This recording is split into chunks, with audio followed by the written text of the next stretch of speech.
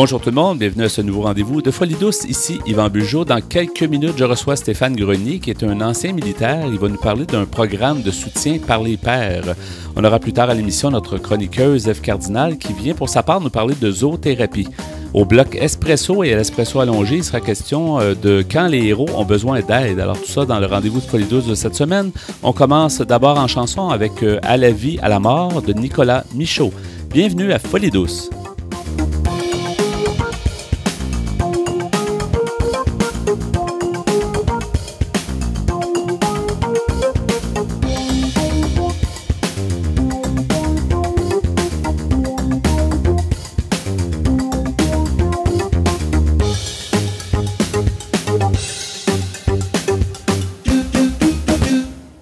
Après avoir fait des émissions de matin, de soir, de nuit, d'avoir vécu des pannes électriques, la crise du verglas de 98, la naissance d'Internet, le tournant de l'an 2000, et d'être passé de la cassette au CD au numérique, Folie douce souligne cette année ses 25 ans d'existence. J'accueille maintenant mon invité qui est Stéphane Grenier. Bonjour Stéphane, bienvenue à Folie douce. Bonjour, bonjour. Bonjour. Alors, on va parler ensemble de plusieurs sujets, mais on va parler aussi d'un programme qui est en fait un programme de soutien par les pairs en santé mentale. J'aimerais d'abord avoir ton histoire un peu parce que tu es un ancien militaire qui a quand même traversé une période difficile. Juste pour mettre en contexte, ce serait bien d'avoir un peu ton historique, en fait. Ouais, ben merci beaucoup de communiquer avec moi. Puis, donc moi, j'ai comme un peu tombé dans les pistes de la santé mentale en milieu de travail parce que ça m'est arrivé à moi. Donc oui, tu l'as dit, je suis ancien militaire et puis j'ai servi entre autres plusieurs endroits à travers la planète. Mais c'est vraiment mon tour de service au Rwanda en 1994 avec Roméo Dallaire, qui a vraiment été un point culminant pour moi. Donc, je suis revenu du Rwanda, comme bien d'autres de mes collègues, assez bouleversé de ce qui était arrivé, puis ce qu'on avait pu pas faire là-bas essentiellement. Et puis, ça m'a comme projeté dans un cheminement individuel au niveau de la santé mentale qui était pas très, très positif. J'ai appris beaucoup de choses durant mon cheminement. Je me suis rétabli du mieux que je pouvais. Et c'est à ce moment-là que j'ai réalisé que notre milieu de travail, qui est en fait pas vraiment différent d'un autre milieu de travail, on a des fonctions différentes, mais on a une hiérarchie, on a une culture organisationnelle. C'est à ce moment-là que j'ai réalisé que l'organisation, la compagnie, l'entreprise avait tellement un impact sur la façon qu'un individu comme moi peut se rétablir ou non. Et c'est là que j'ai décidé de me lancer dans une deuxième carrière essentiellement pour aider les gros organismes à mieux gérer ces problématiques-là. Pas d'un point de vue académique, pas d'un point de vue clinique, mais d'un point de vue expérientiel, parce que j'ai passé à travers la tordeur. Et donc, cette expérience-là, mon expérience, l'expérience de mes associés dans nos deux compagnies aujourd'hui, sont, d'après moi, un tremplin pour que les organisations puissent vraiment changer les choses au niveau tangible. Ce qu'on dit souvent, c'est on a assez parlé de la santé mentale, il faut maintenant agir. Oui. Et donc, nous, on fait ça. Stéphane, je veux pas faire le procès des forces armées canadiennes, mais pourquoi est-ce que, j'imagine, les forces armées savaient que ça allait être très difficile sur le terrain. Pourquoi il n'y avait pas peut-être une préparation plus adéquate auprès des militaires avant d'aller là-bas? C'était absolument complètement oublié. Donc, on se ramène maintenant dans la fin des années 80, au début des années 90. Ça s'est amélioré depuis ce temps-là, je vais avouer, c'est encore certainement pas parfait, mais certainement dans le début des années 90, l'armée canadienne en tant qu'entreprise, c'est une entreprise, c'est un milieu de travail, était complètement pas préparée. On avait vraiment oublié les leçons apprises de la Deuxième Guerre mondiale, la guerre de Corée, et on s'est retrouvé avec des milliers de militaires en Bosnie-Herzégovine, en Timor oriental, en Somalie, au Rwanda, et puis on revenait toutes de ces missions-là déboussolées, puis il n'y avait pas vraiment de soutien. Et donc, c'est ces années difficiles-là qui, pour moi, ont été un changement et puis qui m'ont permis, en fait, ça n'a pas été facile, mais aujourd'hui, je regarde avec du recul puis je me dis, tu sais, tout arrive pour une raison et je suis capable aujourd'hui, à travers mes deux compagnies, de redonner au prochain puis de servir mon pays d'une façon différente en aidant les chefs d'entreprise à changer les choses. Donc, il n'y a rien qui arrive pour rien, comme on dit. Effectivement, oui. Je suis d'accord avec toi. Oui, je suis d'accord avec toi. Des fois, il faut passer à travers des épreuves pour justement peut-être trouver des solutions. Puis, tu es justement consultant auprès de différentes compagnies qui peuvent avoir des problèmes, des gens avec des problèmes de dépression ou autre. Là. Il y a un programme intéressant qui est mis en place. De plus en plus, on entend ça d'ailleurs dans plusieurs milieux, mais un programme de soutien par les pairs. Donc, quand les gens ont vécu eux-mêmes une problématique de santé mentale, sont plus aptes à aider d'autres personnes. Donc, peux-tu nous en parler un petit peu? Oui, absolument. Donc, ces programmes-là peuvent fonctionner extrêmement bien ou ils peuvent absolument pas fonctionner. En fait, il y a des organismes qui nous ont contactés récemment puis qui nous ont dit, ah oui, nous autres, le soutien par les pairs, on va pas faire ça parce qu'on a essayé ça il y a 5 à 6 ans puis ça a vraiment pas bien fonctionné. Et puis, lorsqu'on regarde un peu avec la loupe, pourquoi ça n'a pas bien fonctionné, c'est parce que les éléments fondateurs d'un bon programme n'étaient pas là, n'étaient pas présents. Les conditions propices n'étaient pas instaurées. Et donc, ces programmes-là ont échoué. Donc, la paire aidante, ce soutien par les pairs peut fonctionner extrêmement bien ou peut, en fait, causer du tort ou être dommageable si c'est pas bien fait. Puis ça, c'est pas différent que n'importe quelle autre intervention en santé ou en santé mentale. Il y a un thérapeute peut faire un travail absolument faramineux ou désastreux avec un patient. Donc, nous, on parle pas de patient, on va parler d'un collègue, on va parler d'un père, et le père aidant soutient cet individu-là. C'est la même chose. Et donc, ces programmes-là doivent être instaurés de façon solide, avec des politiques de programme qui protègent la confidentialité, qui protègent l'individu qui va s'avancer pour devenir père aidant, qui va être bénévole à l'intérieur de son entreprise. Et donc, il y a plusieurs éléments qui, à travers mes 17 ans de cheminement dans un de ces milieux-là, m'ont appris que oui, pour pas échouer dans ces programmes-là, il faut que ça soit bien fait. Donc, on pense et on a beaucoup de succès à bien instaurer ces programmes-là. Et ces programmes-là accompagnent les gens, les employés à travers leur processus de rétablissement. Et on pense toujours, quelqu'un a une dépression, on doit voir un psychiatre, on doit prendre des pilules, puis moi, je suis pour ça, ou contre ça, c'est pas grave. Mais entre ces appointements médicaux-là, il doit avoir un accompagnement.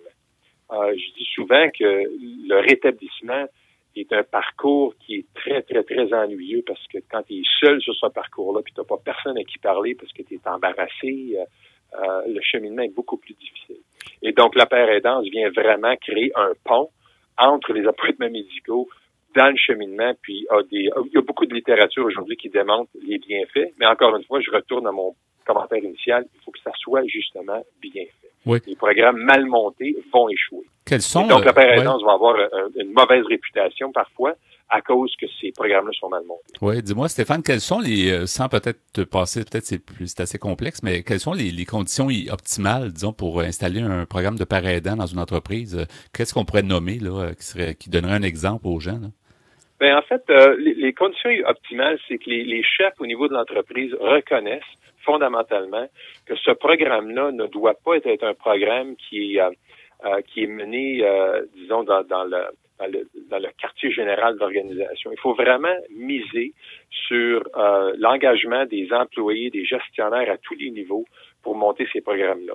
Donc, c'est pas un top-down, c'est un bottom-up. C'est vraiment là, un programme qui part des racines de l'organisation et nous, on les monte tous comme ça. Un deuxième aspect qui est très important, c'est au niveau des politiques. Les politiques doivent être solides. Et c'est certain qu'après 17 ans de monter des programmes comme ça, on a beaucoup d'expérience. Et lorsqu'on monte ces programmes-là, les politiques deviennent assez solides. Et je dis ça parce qu'il y a plusieurs aspects. Au niveau des limites et de la confidentialité, c'est quoi les limites de la paire aidante? Et si les politiques sont mal montées et que c'est mal compris, où un père aidant va s'avancer et c'est quoi la limite où on réfère un clinicien, etc., c'est très important. Au niveau de la confidentialité, lorsqu'on lance un programme comme ça, il faut être vraiment, vraiment attentif aux raisons pour lesquelles la confidentialité serait brisée. Donc ça, c'est un gros aspect. Et lorsque les politiques sont mal montées, ça crée une fondation qui est un peu craquée, tout croche, et le programme va avoir de la difficulté. Les deux autres éléments que je vous dirais qui sont très importants, c'est au niveau de la sélection des pères aidants. C'est pas parce que quelqu'un a souffert une dépression que c'est automatique que cet individu-là devrait devenir un père aidant. Il y a d'autres compétences Il y a d'autres comportements, des compétences qu'on doit regarder de façon très approfondie pour sélectionner les bons gens. Et la dernière chose, je vous dirais, c'est la formation et l'évaluation. Donc, tout ça mis ensemble fait en sorte qu'un programme va fonctionner de façon efficace, puis il va avoir des résultats très positifs. Et possiblement que le match, comme on dit en anglais, doit être bon aussi, parce que c'est beau d'avoir la meilleure formation, d'être le plus compétent possible, mais comme père aidant, si on a une bonne connexion avec la personne qu'on aide, je pense que ça doit pas nuire non plus. Oui, absolument. Puis nous, ce qu'on mise, puis en fait, je pense que absolument tous nos clients, les corporations, les organismes qui ont lancé nos programmes sont d'accord, puis vous allez peut-être être surpris de ça, là. Mais les pères aidants au niveau de l'entreprise, de l'organisation, vont être sur un site web avec leur nom, un petit pedigree, pas les détails là intimes de ce qui leur est arrivé pour faire pleurer le monde, là, mais assez de détails pour qu'un gars comme moi puisse dire, sais-tu quoi, je pense que je veux parler à ce gars-là. Je veux contacter ce gars-là. Yves, là, a passé un peu à travers la même chose que moi. Je veux le contacter, ce gars-là. Et vous allez dire, ouais, mais comment ça se fait que les pères aidants vont permettre un petit peu de leur histoire sur le site web corporatif, on va rire d'eux autres, la stigmatisation et tout. Mais je vous dirais que c'est pas un problème. Une fois qu'on a passé à travers tous les étapes de mise en œuvre d'un programme de pères aidants dans une entreprise, on a du succès et ces employés-là se sentent assez en confiance et l'organisme a progressé assez pour être capable de pénétrer la stigmatisation et ça devient plus un problème. Et donc, ça fait en sorte que le père ou l'employé qui sent le besoin de contacter quelqu'un, ultimement, c'est lui qui choisit avec qui il veut parler. Au lieu que ça soit une référence d'un directeur d'ARH qui dit « OK, Yves, je te présente Robert, parlez-vous, puis entendez-vous ». Donc, c'est vraiment un processus organique qui se produit une fois que le programme est lancé. Et comment ça fonctionne, justement? Par où on passe? Comment ça... Là, on en parle, là, c'est assez théorique, mais pratiquement, là, on contacte qui? On va voir, est-ce que ça se passe par rapport à un site web? L'information pour trouver, justement, des services ou trouver... c'est ça. Tu sais, quand un organisme lance leur programme, c'est certain qu'ils vont faire des choses que n'importe quel organisme vont faire. Ils vont envoyer des petits communiqués, il va y avoir un article dans le journal interne de la corpo, il va avoir un site web, il va y avoir des pamphlets, des affiches, peu importe. Mais au-delà de tout ça,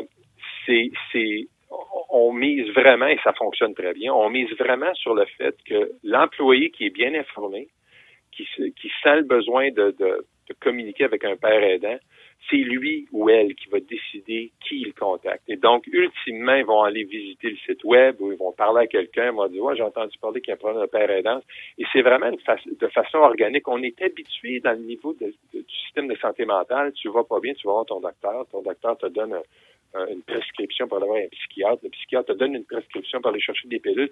Et on est habitué à un système qui orchestre tout. Et au niveau de la père aidance, ça peut pas vraiment fonctionner comme ça. Et on a beaucoup de succès à instaurer ces programmes-là. Ça prend pas 3 semaines à instaurer ces programmes-là. Ça prend 1 mois, ça prend 12 mois dans certains cas. Mais une fois qu'ils sont lancés, c'est l'employé lui-même qui va être informé, qui va se faire dire et qui va choisir le père aidant avec qui il se sent en confiance parce qu'ils ont un parcours commun. Il y a quelque chose en quelque part qui me dit à moi que je peux faire confiance à Robert, puis c'est avec Robert que je veux parler. Ouais. Et ultimement, c'est à travers le site web de la Corpo et tout, là, ou une référence formelle, mais c'est très rare que les références formelles se fassent. Oui, Stéphane, en terminant, c'est déjà terminé presque. Comment on peut soit en savoir plus, te joindre comme consultant, peu importe, est-ce qu'il y a une adresse web, un numéro de téléphone, comment on peut contacter notre site web, c'est le www.mhic, Mental Health Innovation Consulting, et le même en français, donc -cism.com. Donc mhic-cism.com. Et sur le site web, on parle de la norme canadienne en entreprise, de notre nouveau sondage sur la norme et d'autres services qu'on lance, mais oui, les détails sont là-dessus. Merci beaucoup, c'était bien intéressant, bien généreux de ta part d'avoir été des nôtres à Folie Douce. Merci et bonne continuité surtout dans ton domaine. Bien, merci. Merci. Nous apprécions toujours vos commentaires par téléphone. Composez le 514-990 9604, le 514-990-9604. C'est maintenant le moment de notre bloc Espresso. Bonjour Pierre Laporte. Salut Yvan. Bonjour Ghislain Malo. Bonjour. Alors Pierre, tu vas nous faire aujourd'hui réfléchir sûrement quand les héros ont besoin d'aide. Oui, un article que j'ai trouvé sur Internet très intéressant, écrit par M. Charles-Édouard Carrier, qui est journaliste. Puis il a décidé de nous parler de ces gens qui sont souvent des héros dans la société, soit les policiers, les pompiers, les ambulanciers, les médecins, les militaires, tous ces gens-là. Les hommes et les femmes en uniforme. Beaucoup. Oui, si tu veux, Ouais. oui. Je vais vous en lire quelques passages. Il nous dit « On sait que l'horreur et le drame existent, mais plusieurs de ces travailleurs en sarrau ou en uniforme y font face pour vrai. » Marc-André Dufour, qui est psychologue clinicien, nous dit « Il y a quelque chose de contagieux dans les émotions. À force de voir des gens qui souffrent, qui sont paniqués, il y a une empreinte de ça qui finit par se faire. » Monsieur André Dufour, comme je dis, il est psychologue, mais il participe à un programme de soutien pour trauma et stress opérationnel au sein des Forces armées canadiennes. Si la population les voit comme des héros, le danger réel est la perception qu'ils ont d'eux-mêmes. Lorsque les premiers répondants se créent une image trop forte de ce qu'ils sont. Monsieur Dufour nous dit le moment où ils n'arrivent plus à atteindre cet idéal, le jugement qu'ils portent sur eux peut rapidement devenir nocif. Il faut aussi faire preuve d'humilité lorsque vient le temps de demander de l'aide. Et ça, ce n'est pas facile pour ces gens-là. Oui, la culture n'est pas portée à ça. Exactement. Et M. Dufour nous dit, ça prend du courage pour regarder ce qui ne va pas. S'arrêter et oser entrer en contact avec ces émotions-là. Il ne faut pas avoir froid aux yeux. Le commandant Robert Piché, on s'en rappelle, pilote d'avion et président de la Fondation Robert Piché, qui vient en aide aux organismes œuvrant auprès des personnes qui ont une dépendance, abonde dans le même sens. Il nous dit « Avouer que tu as un problème, c'est très difficile, peu importe le domaine ou le milieu. La première peur que les gens ont, c'est l'ignorance de la thérapie, la peur de ce qui va leur arriver. » Jean-Denis Simard a été policier à la Sûreté du Québec pendant 33 ans. Il a aussi occupé le poste d'intervenant et responsable du programme d'aide au personnel de la Sûreté du Québec pour l'Est du Québec. C'est de là que lui est venue l'idée de créer l'organisme qui s'appelle la Vigile. C'est une maison d'accueil pour intervenants en situation d'urgence ou des professionnels de la santé et autres travailleurs en service de soutien aux citoyens. Il nous dit, dans un milieu comme le nôtre, la détresse est cachée. Ce sont des professionnels qui ont de la misère à demander de l'aide. Ils sont habitués à travailler avec les autres, à donner des services, à être les experts, peu importe la fonction qu'ils ont. Oui, puis il y a peut-être aussi des gens qui n'ont pas une grande compréhension de l'horreur qu'ils vont rencontrer. Je pense aux militaires. Oui. Dans les missions, je ne suis pas sûr qu'aujourd'hui, ils sont formés puis ils ont une idée de les douleurs puis violences qu'ils vont voir et rencontrer dans leur vie. Oui, mais aujourd'hui, on les suit mieux qu'on les suivait avant. C'est-à-dire qu'il y a des psychologues dans les Forces armées canadiennes qui vont parler avec ces gens-là quand ils reviennent et même avant de partir. Mais avant de partir, c'est difficile de mettre la personne dans... Oui, tu l'as jamais vu. Mais je pense que je ne sais pas si les vétérans de la Deuxième Guerre mondiale se sont mieux adaptés après parce que ils en ont vu des horreurs. Ouais. C'est pas les combats dans les villes françaises puis en Belge, c'était pas le fun. Ils sont restés marqués Oui. souvent. Ouais. Alors, je poursuis l'article. Alors, lorsque ces gens-là, en uniforme, ont un problème personnel en tant qu'experts, ils essaient de le régler eux-mêmes. Ils pensent être assez outillés. Si, sur le plan rationnel, ça semble logique, le volet émotif amène d'autres aspects plus difficiles à gérer. Selon l'Organisation mondiale de la santé, l'OMS, il n'y a pas de santé sans santé mentale. Mais dans les faits, un travail colossal reste à faire sur le plan de la promotion de la santé mentale, que ce soit pour lever les tabous ou briser le silence. M. Dufour nous dit que les organisations ont la responsabilité de passer des messages qui sont positifs par rapport à la santé mentale. Au niveau des forces, il y a une volonté politique qui est claire et évidente. Par exemple, comme je le disais tantôt, tous les militaires qui partent en mission sont rencontrés par un intervenant en santé mentale. Tous ceux qui reviennent aussi. On est dans le dépistage et ça évite la stigmatisation.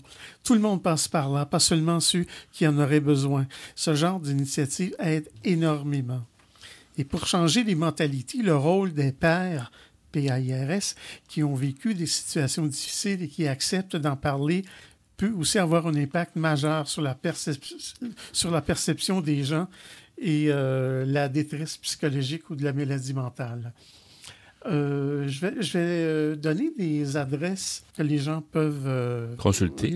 Oui. Il y a la Vigile, j'en ai parlé tantôt, c'est une maison d'accueil pour intervenants en situation d'urgence, des professionnels de la santé et autres travailleurs en service de soutien aux citoyens. C'est le 1-888-315-0007. Il y a aussi Midi Secours, qui est un groupe de médecins et de dentistes, hommes et femmes, qui ont ou ont eu des problèmes avec l'alcool ou les drogues et qui s'entraident en communiquant et en se rassemblant. À Montréal, c'est dans le 514-397-0888 ou encore le 1-800-387-4166. Donc, des coordonnées, tu vas poursuivre de toute façon dans le deuxième bloc, l'Espresso allongé. Avec des témoignages. Parfait. Merci beaucoup, Pierre. Merci, Ghislain. Demeurez des nôtres à Folie douce.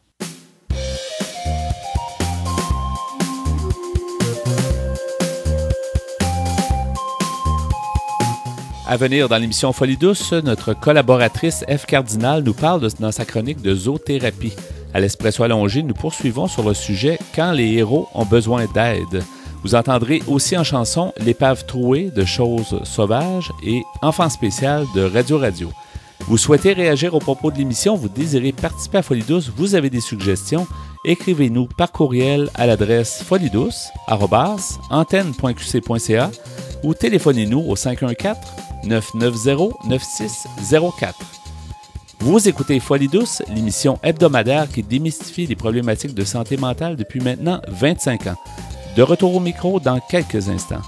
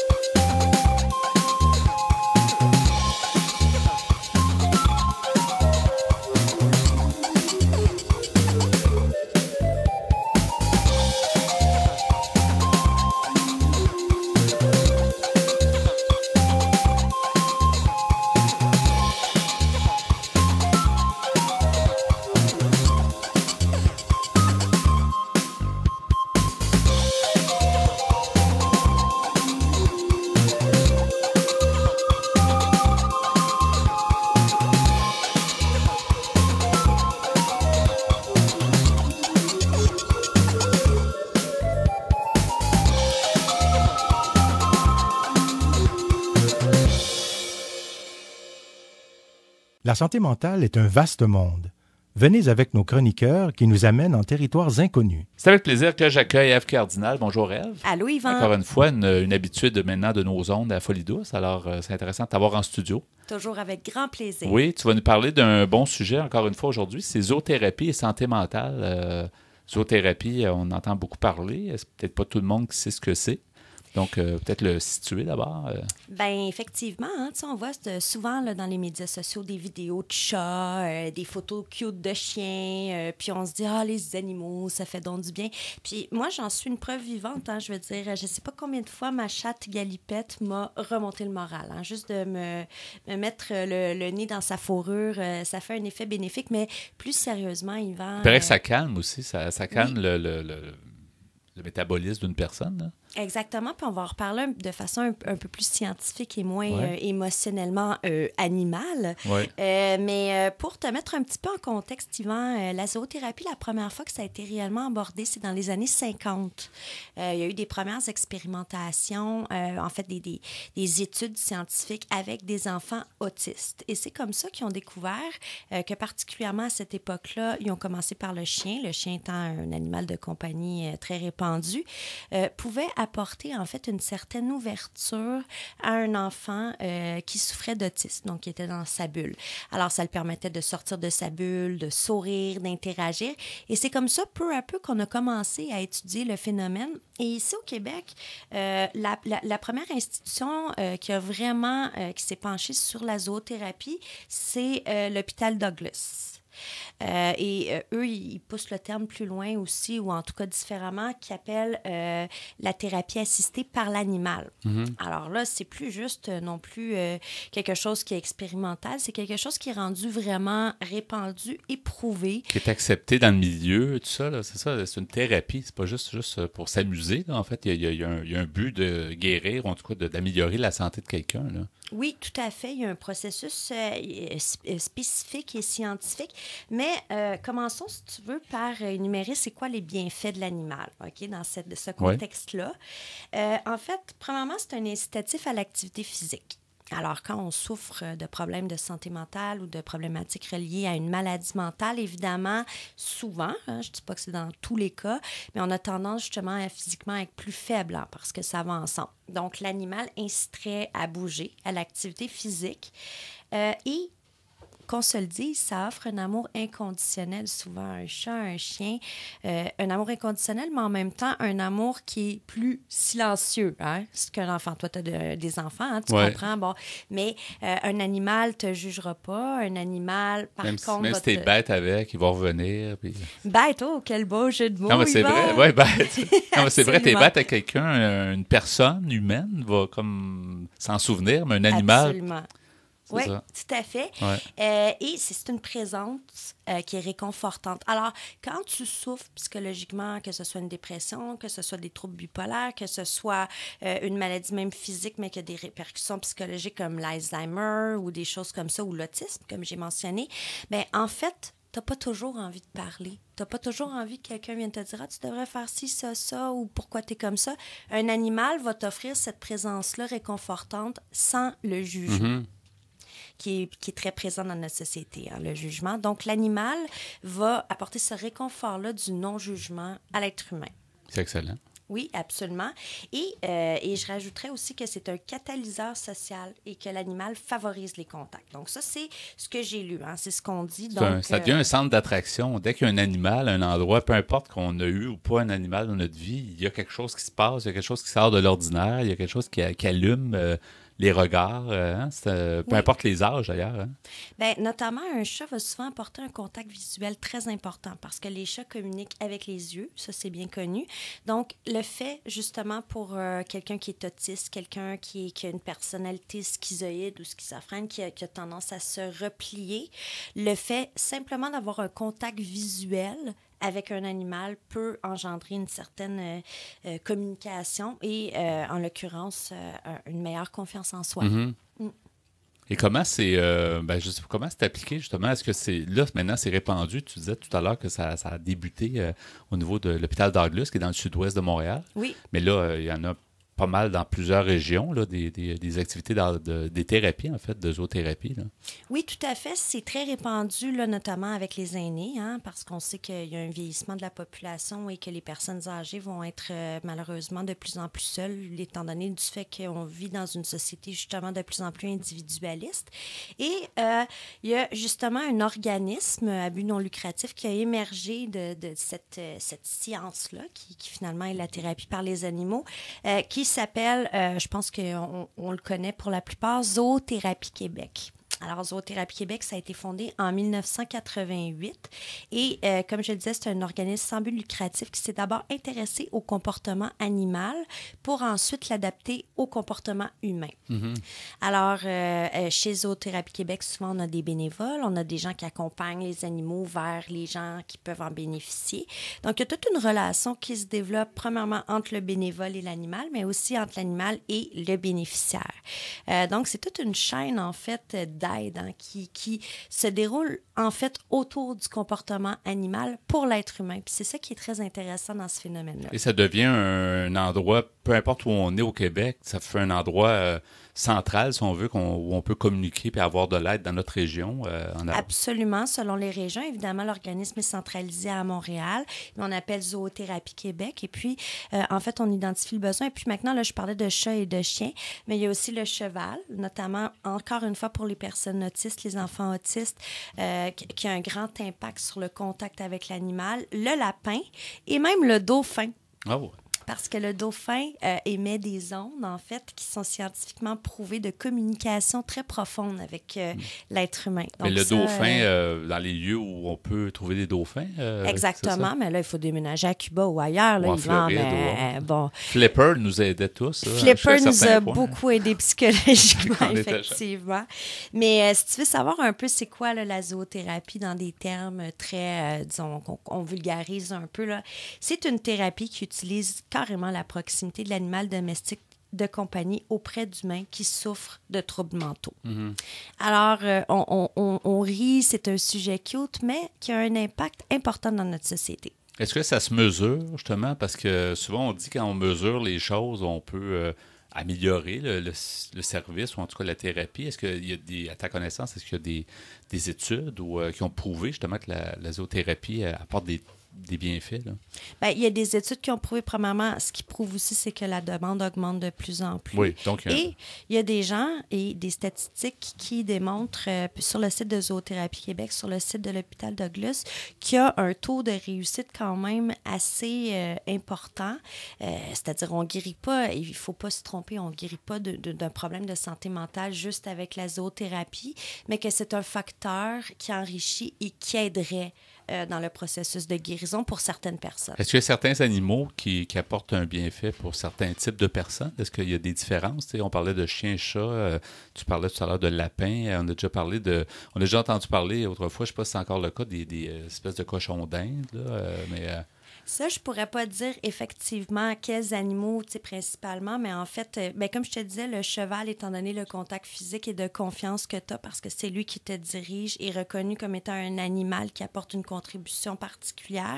Et le chien, notamment, c'est les deux animaux qui sont ressortis le plus pour l'aspect fidélité, amour inconditionnel et protection aussi. Oui. C'est ce que j'ai lu dans mes lectures à la lumière de ce que j'entends et je vois. Qu'est-ce que tu peux ajouter de plus? On a quand même encore une couple de minutes là, sur le sujet, zoothérapie et santé mentale. Ben oui, absolument. En fait, c'est que un petit peu d'histoire, si on peut en faire, dès 1972 en Angleterre aussi que ça a commencé parce que, plus précisément, j'ai dit en 1953, mais c'est dans les années 70 vraiment qu'on a commencé à s'intéresser au sujet. Puis, pour répondre à ta question aussi, il y a, justement, tu me demandais s'il y avait des preuves concrètes ou des termes scientifiques qui peuvent le prouver.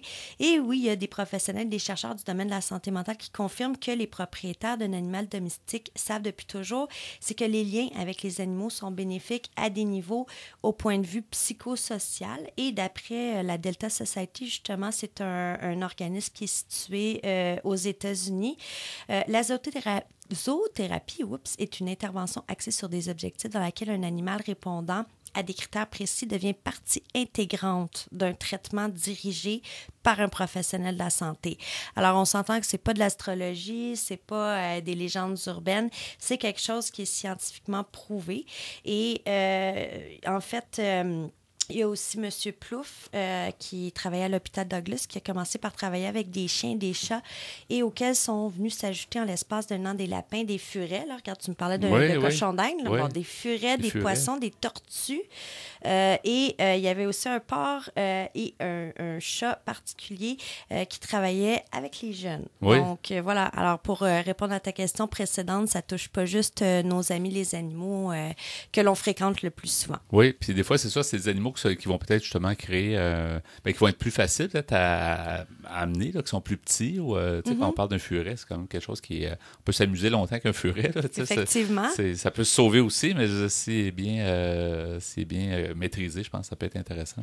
Absolument. Donc, c'est une approche différente parce que j'imagine que les animaux, en fait, vont avec la personnalité. Hein? Ouais. Donc, si tu préfères avoir un animal plus dépendant, c'est un chien. Si tu préfères un animal qui est plus doux, plus calme, ça peut être un chat.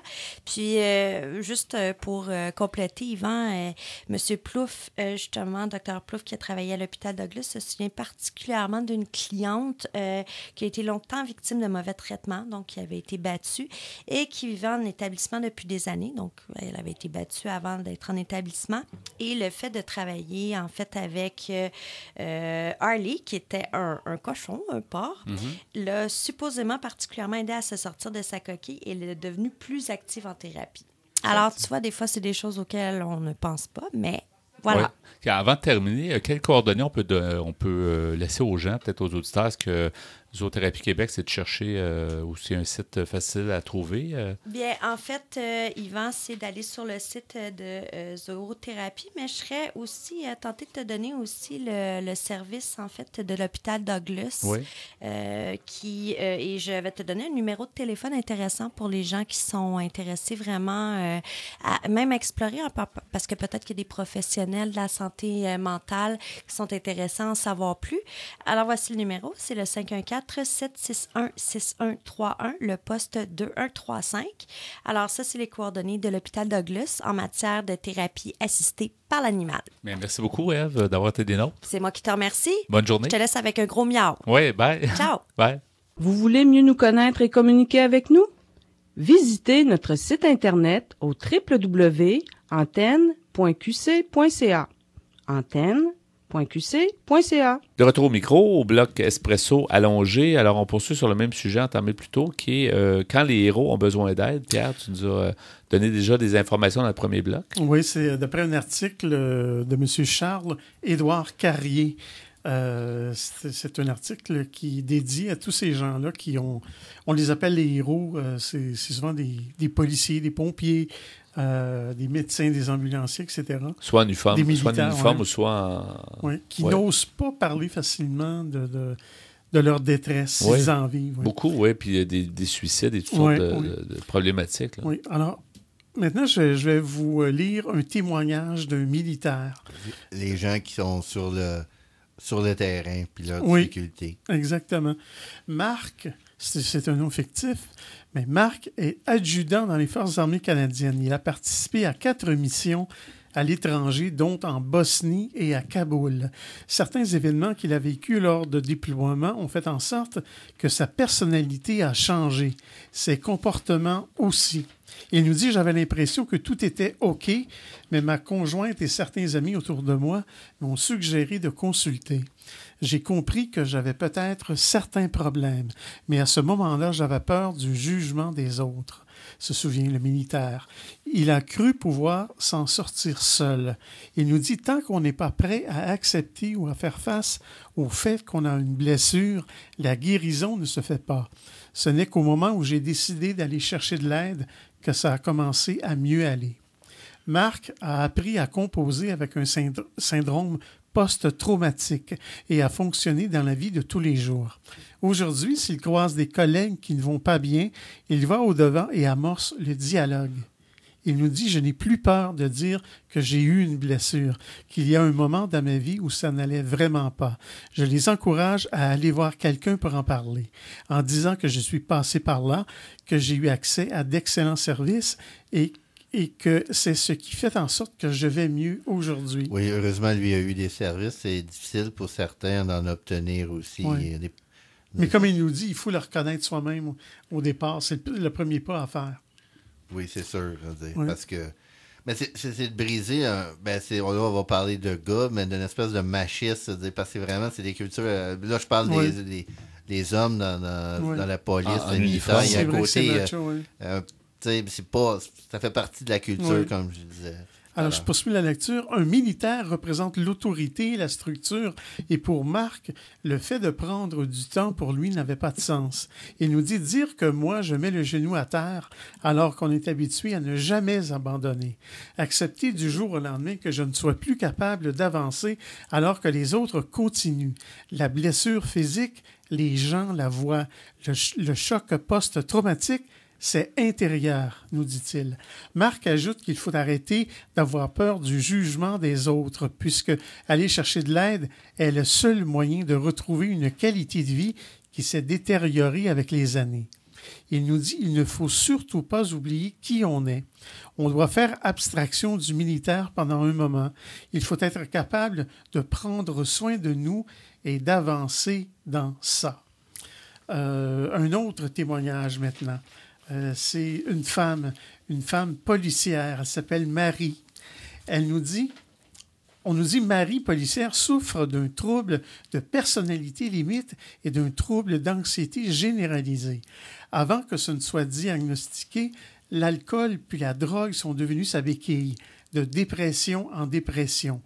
C'est lorsqu'elle est partie pour un premier congé de maladie que les choses se sont bousculées et qu'elle a réalisé avoir perdu la maîtrise de sa vie. Elle nous dit « Je ne voulais pas demander de l'aide. J'avais peur de le faire. C'était honteux. C'était montrer une faiblesse, confie-t-elle. Déjà que ce n'est pas facile d'être une femme dans le milieu policier, avouer être en dépression et de surcroît toxicomane alcoolique, c'était impensable. Mais comme la maladie mentale est souvent invisible, on doutait de la véracité de mon état. Et du jour au lendemain, je suis passée de bonne policière à profiteuse du système. » On oublie souvent que beaucoup de les gens en uniforme noient leurs problèmes dans l'alcool. Oui, mais c'est le cas pour Marie, oui, qui est policière. Elle nous dit « Je suis policière, je dois être forte et montrer l'exemple. Mais dans ma carrière, derrière mon uniforme, il y a un moment où j'ai oublié que j'étais humaine. C'était minimiser ce que je vivais, faire mon travail et attendre que ça passe. Mais à un moment, ça criait trop fort en dedans. Je n'avais plus le choix. C'est lorsque j'ai pensé me tuer que j'ai finalement décidé d'appeler pour de l'aide. C'était le début d'une longue démarche vers la réhabilitation. La policière est catégorique. Elle nous dit « Sans être allée chercher de l'aide, je ne serai plus vivante, c'est certain. » Sobre de toute drogue et de tout alcool depuis bientôt 3 ans, Marie se sent aujourd'hui libre. Elle nous dit « La prison, c'est la dépression, c'est la consommation, c'est la peur du jugement des autres. » Elle nous dit « La journée où tu arrives à le nommer, où tu es capable de le dire, c'est un premier pas vers la liberté. » Elle n'a surtout plus envie de se cacher derrière la honte et a compris qu'il fallait accepter la maladie. Elle nous dit « Je me suis cachée dans la dépression, je me suis cachée pour consommer, je ne me cacherai certainement pas dans mon rétablissement.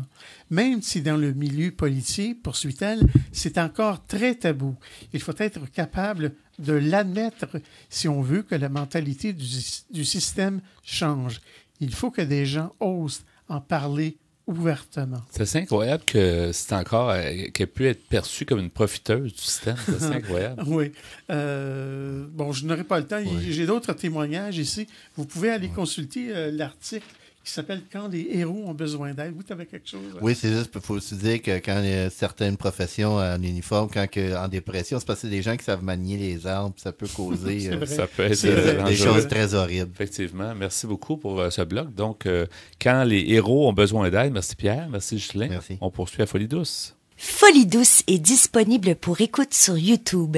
Cliquez sur le lien sur notre site web antenne.qc.ca. Quelques secondes pour terminer ce rendez-vous de Folie Douce. Pierre, je pense que tu veux rappeler les numéros de téléphone. Tu nous as parlé de certains services. Oui, rapidement, j'ai parlé de la Vigile, qui est une maison d'accueil pour intervenants eux-mêmes en situation d'urgence, les professionnels de la santé et autres travailleurs. C'est le 1-888-315-0007. Et il y a aussi Midi Secours, un groupe de médecins et de dentistes qui ont eu des problèmes ou qui ont des problèmes avec l'alcool ou les drogues. C'est à Montréal, c'est le 514-397-0888 ou la ligne 1-800-387-4166. Midi Secours. Merci beaucoup. On va y aller avec le nomenclature des chansons. Ben, juste là, on écoutait en début À la vie, à la mort. De Nicolas Michaud. On a pu entendre Si tu savais. De Caroline Savoie. Dans la deuxième demi, L'épave trouée. Du groupe Chose sauvage. Bravo. Et à l'instant, Enfant spécial. Oui, de Radio. Bon, c'était notre choix musical, donc pour votre choix musical pour l'émission cette semaine. Merci beaucoup de ta participation également. Merci à Pierre pour tes blogs. On en parlait il y a quelques instants. Donc, quand les héros ont besoin d'aide, alors c'est intéressant comme sujet. Je remercie notre invité en début d'émission, Stéphane Grenier, ancien militaire, qui nous a parlé justement d'un programme de soutien par les pairs. Et notre chroniqueuse, Ève Cardinal, était des nôtres pour nous parler de zoothérapie. Alors, tout ça dans le menu de Folie Douce cette semaine. C'est Yvan Bugeaud à l'animation. Bonne semaine et à la prochaine Folie Douce.